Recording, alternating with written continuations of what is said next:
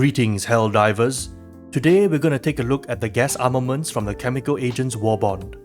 This review will be focused entirely on just the items related to the gas element, which doesn't include the stim pistol. I'll have a different video dedicated to the stim pistol itself, with its own tables and numbers. For now, let's talk about that gas. With the latest update, Arrowhead has made a key change to how the gas element works in-game. To differentiate it from fire damage, gas had its damage lowered, but had a new crowd control mechanic attached to it. Enemies affected by gas would be slowed, blinded, and confused, causing them to act erratically and disrupt their expected behavior. Bots that have been gassed would have their aim tampered with and would shoot all over the place. Bugs affected by gas would start wandering around and attacking blindly in every which way. This is an interesting mechanic which has some useful applications, but as we'll see, this can be good in some cases and not so good in others. Here's a table documenting the stats and effects of the new gas.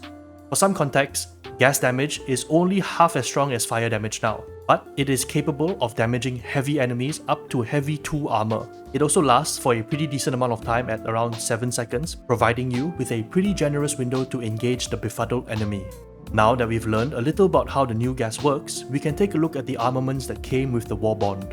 With the Chemical Agents Warbond, we have 3 new ways of applying gas to enemies. We have the Sterilizer Stratagem, a gas-based flamethrower.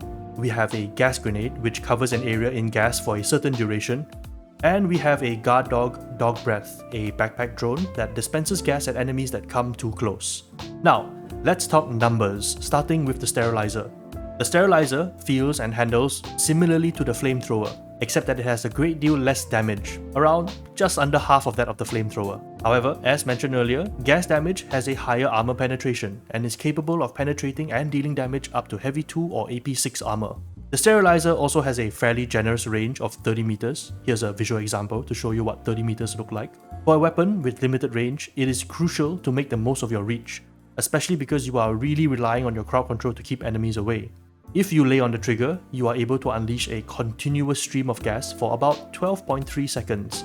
And with 4 canisters worth of gas in reserve, a fully loaded Sterilizer can unleash a concentrated cone of crowd control for just over a minute in total.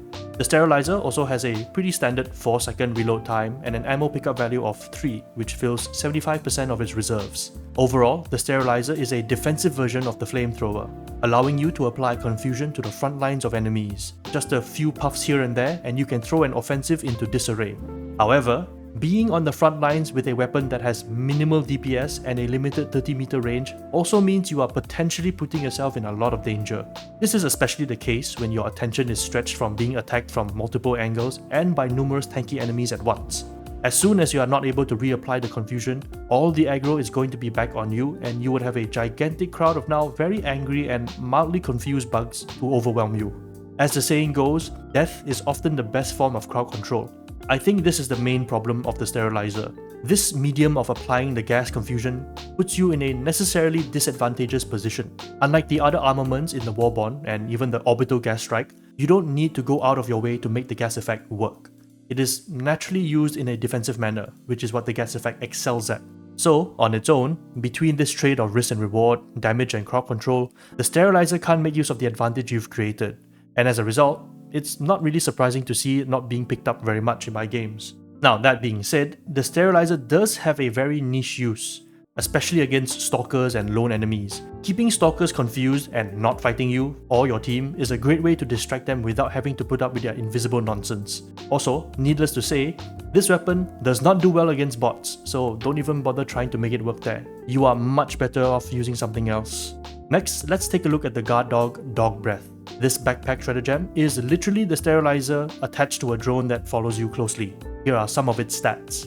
From my table, it appears that the Dog Breath has a slightly lower sustained fire duration, about 1.3 seconds less than the Sterilizer stratagem. This could very well be human error, but after observing the Dog Breath just go to town on a hive guard for the entire duration, I like to think that my observation is correct. What I am certain of is that the Dog Breath has a limited number of canisters it can dispense gas from, 6 from its reserve and 7 in total.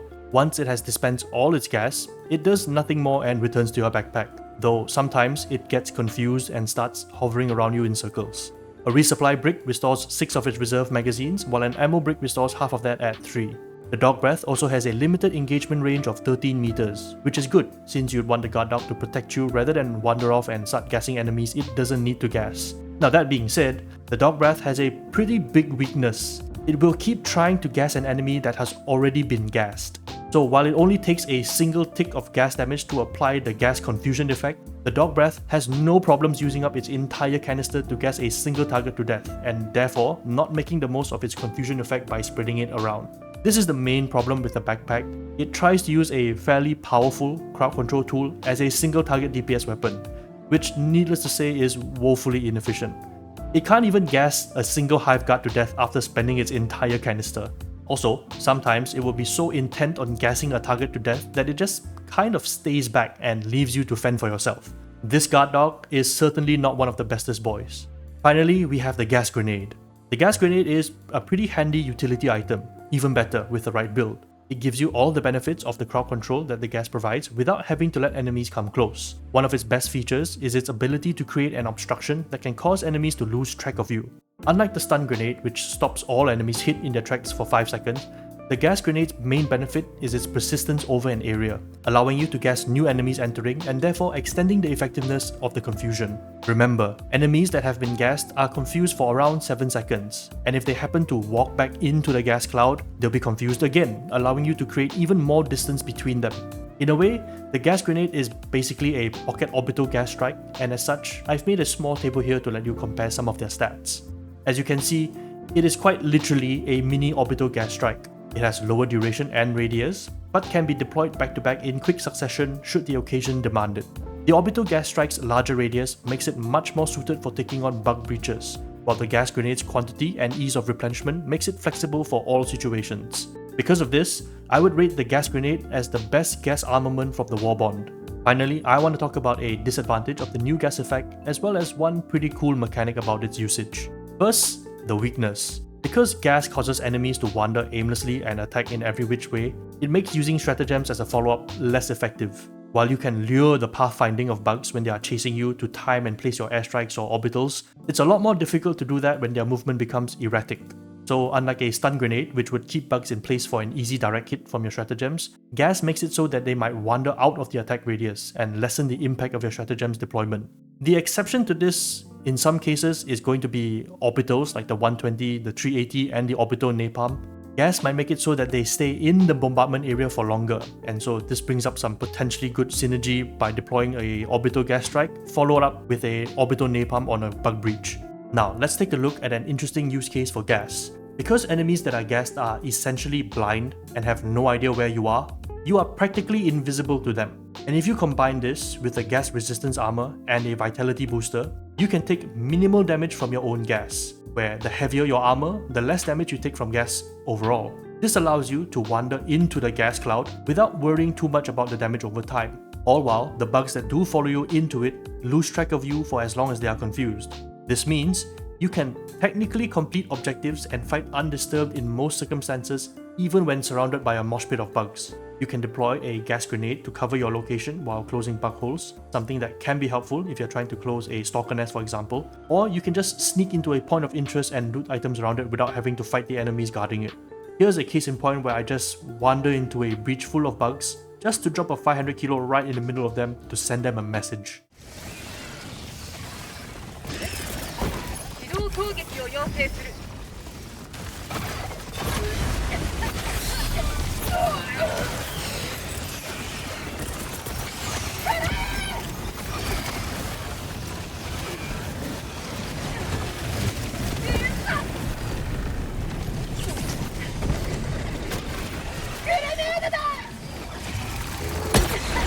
It looks cool, but there will be moments when bugs randomly attack in your direction anyway, despite being confused and end up killing you. I have no shortage of footage of me being mauled to death from random attacks I wasn't expecting while gas walking. Well, there you have it. Everything you practically need to know about the new gas mechanic and the gas armaments from the Chemical Agents Warbond. Is this Warbond worth getting it for the gas items?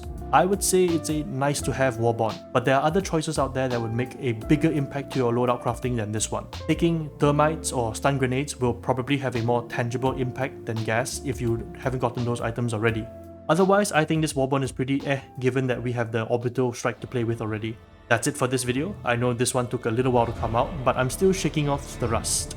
Not to mention, work decided to pick up again and throw a wrench in my plans. But in any case, I hope you found this video useful, and I will see you in the next one.